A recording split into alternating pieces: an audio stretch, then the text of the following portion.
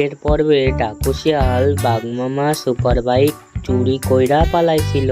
বাঘমামা ধরতে পারে নাই। আজকে কি বাঘমামা ডাকুশিয়ালরে ধরতে পারবো? চলো শুরু করি।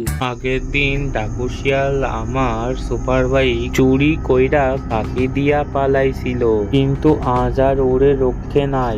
যত দূরই পালাক, যত চালাকি করুক, আজ আমি ডাকুশিয়ালরে ধরবই। আমার বাইকও ফেরত নেব, আর ওরে একটা উচিত শিক্ষা দিমু। এই কথা কইয়া বাঘমামা আর দেরি করলো না।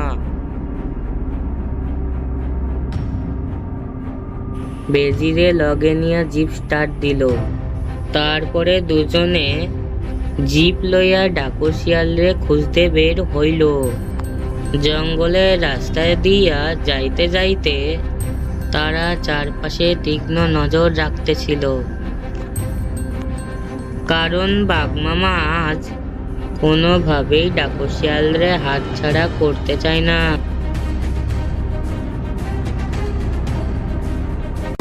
সেই দিন অল্পের জন্য বাঘমামার হাত থেকে বাইছেছিলাম, আর একটু হইলেই ধরা খাইতাম। কিন্তু বাঘমামা জানলো কেমনে যে আমি সুপার বাইক চুরি করছি? জিপে বেজিরেও দেখছিলাম।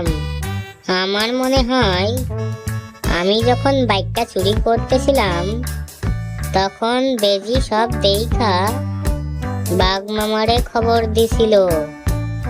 ঠিক আছে, আজ বেজিরে আমি ছাড়মু না।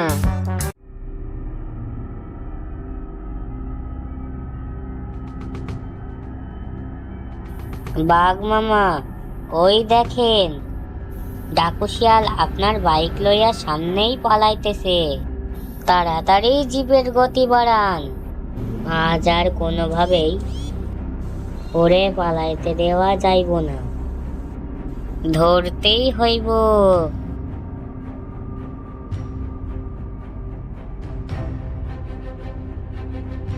এই শিয়ালের পোলা, দাঁড়া কইতাছি দাঁড়া, আজ আর তোর রক্ষা নাই। সেদিন আমারে ফাঁকি দিয়া পালাইয়া গেছিলি, কিন্তু আজ আর ওই চালাকি চলবো না। আজ তোকে ধর্মই ধর্ম, তারপর এমন শিক্ষা দিমু জীবনে আর চুরি করার সাহস পাইবি না। দাঁড়া, পালাইস না, আজ তোরে হাতে নাতে ধর্মু। আরে বাঘমামা এখানে আইলো কেমনে? এবার তো আমার অবস্থা খারাপ, আর একটু দেরি হলে ধরা খাইয়া যাব। না না, এখান থেকে তাড়াতাড়ি পালাতে হইব। বাইকের গতি আরো বাড়াইতে হইব, না হইলে বাঘমামা ঠিকই ধরাই ফেলবো। আজকে কোনোভাবেই ধরা দেয়া যাইব না, আগে যান বাঁচাইতে হইব।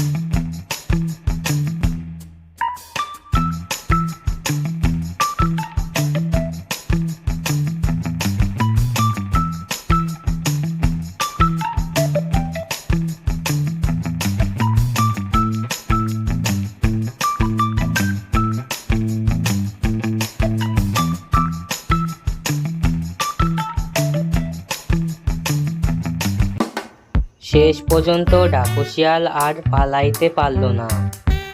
বাঘমামা ওরে ধরে ফেললো আর একটা গাছের সাথে ঝুলাইয়া রাখলো। নিজের ভুল বুঝতে পড়া শিয়াল চুপচাপ গাছে ঝুলায় রইল।